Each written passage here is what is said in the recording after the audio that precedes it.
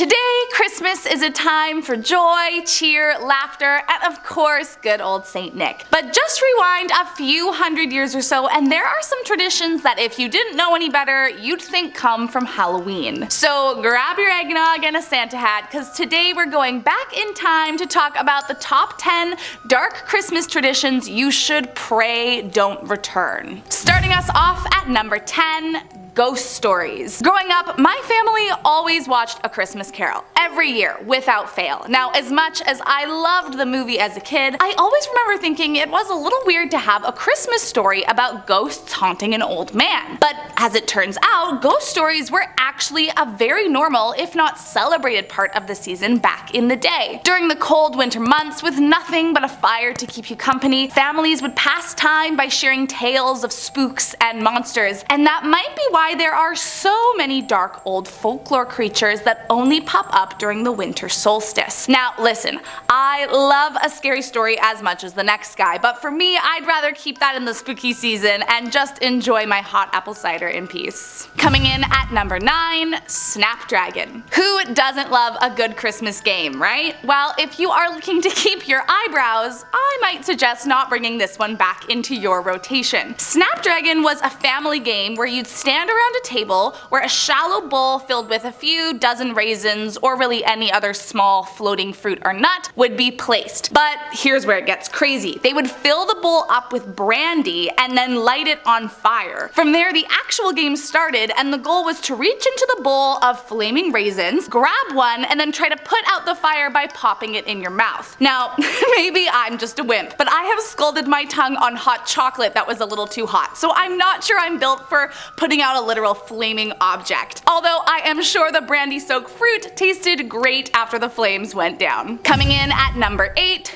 first footing. This ancient tradition started from the idea that in order to have a year of good luck, you needed to have the most fortunate kind of person possible be the first one in your home after midnight of the new year. It was believed the best kind of person was a dark-haired man bearing symbolic gifts like bread, coins, salt, coal, or whiskey, as these represented a year of good food, wealth, flavor, warmth, and merriment. So it was like this strange race to get the most handsome dark-haired man in town to bring you bread after midnight. Now, of course, there were also people who could give you bad luck. Should a doctor be on your doorstep, it was believed you would have a year of bad health, and a minister would hint that a funeral was coming that year. And even worse would be if a woman was the first to arrive. But the most unlucky first foot of all that could greet you at your doorstep was anyone with red hair. Coming in at number 7,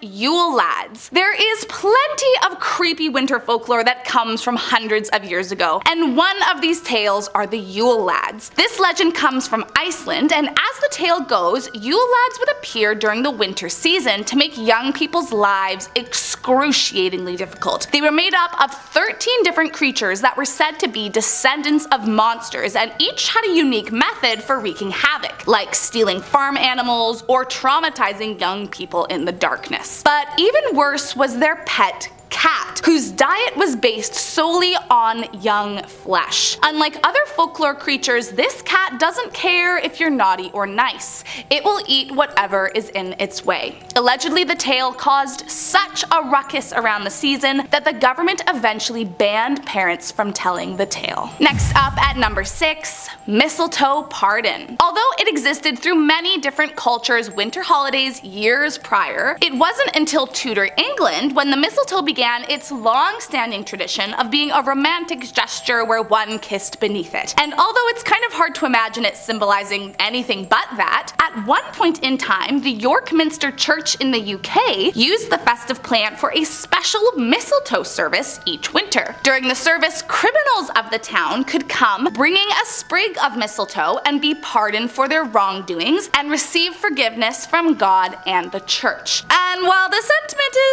kind of sweet, I mean, can you imagine if thieves, frauds, killers could just bring a sprig of mistletoe to the church now to solve all of their problems? Well, of course this isn't practiced anymore. Many churches do still have a mistletoe hanging on the altar as a nod to the tradition. Coming in at number 5, the bird.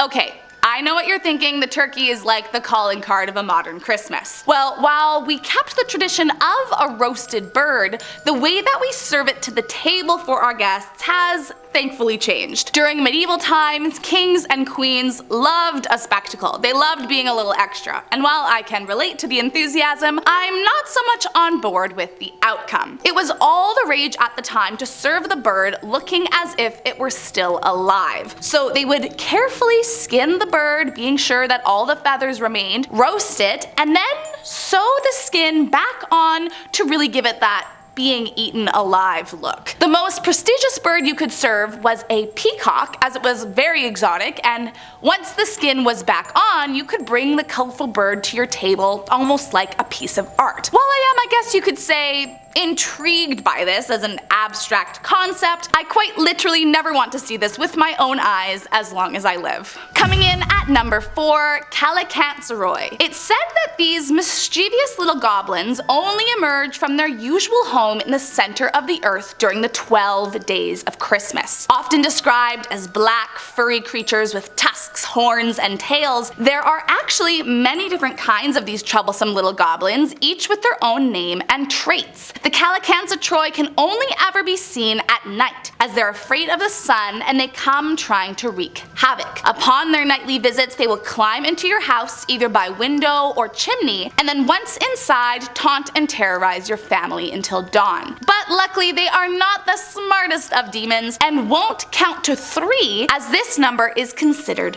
holy. So all you have to do to keep them away is put a colander on your doorstep, and the goblins will be paralyzed by the number of holes and spend all night terrified of uttering the number 3. Coming in at number 3, Wassailers. During the 17th century, carolers, or Wassailers as they were called, brought a very different energy to the Christmas season. Back then, instead of greeting you on your lawn or at your door with a holiday carol or two, they would show up unannounced and demand the residents' best food and drink to be handed over. And while they did sing in a roundabout manner, it was less about good old Saint Nick and more like a protest or chant that they shouted while threatening violence, destroying the property, and even committing SA. A historian named Thomas Christensen says the lyrics were often something along the lines of, quote, "We've come here to claim our right, and if you don't open up your door, we'll lay it flat on the floor." One minister in the early 18th century spoke out against the practice of Christmas entirely, but especially the carolers, as he complained that the custom drove people to rioting and maliciousness. And while I am the last person that would want to cancel Christmas entirely, I do kind of have to agree with his point about the carolers. Next up at number 2, Hans Trapp.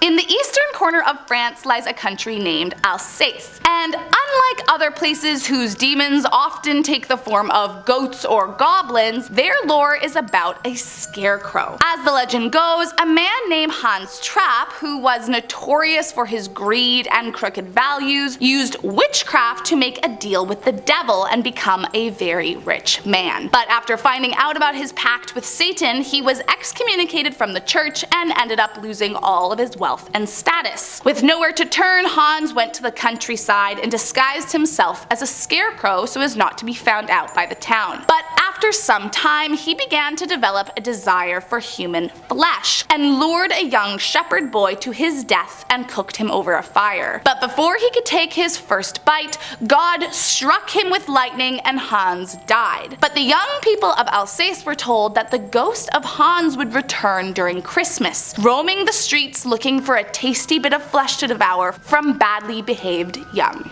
And last up in our number 1 spot today, Frau Perchta. If there is one thing that people feared above all in olden days, was witches, and among them was the terrifying legend of Frau Perchta. This witch originated from Austria, and she comes to see who has been naughty or nice. Often she is depicted as having a beaked nose made of iron and dressed in rags, carrying a long hidden knife under her skirts. But unlike many of the other terrifying terrifying traditional visitors, she was not just there for the young in their beds, but for the ladies of the house too. For if you did not have all your flax spun by the 12th night, she would set your unfinished weaving aflame. But worse than that, if you forgot to leave out her bowl of porridge, she would come up to your room, slit open your stomach, and replace your organs with rocks and straw. And I mean, that is much worse than a bit of coal in your stocking if you ask me. Thanks so much for watching, guys. I hope you liked this video. Again, my name is Kennedy, and make sure you hit that subscribe button. I'll see you next time.